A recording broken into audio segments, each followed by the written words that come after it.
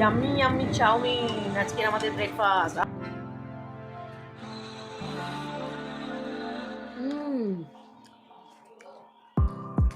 কি দারুণ হয়েছে চাউটা। আর রেস্টুরেন্টের চাউ খেতেই ভালো লাগে না, বাড়ির চাউ জাস্ট অমৃত। মাছের কালিয়া রান্না কমপ্লিট। মাছের তেল দিয়ে বাঁধাকপির তরকারি। পুঁটি মাছ কাল দুটো খাওয়া হয়ে গেছে ভেজে, আর আজকে এই দুটো ভেজে দেবো দুটোকে।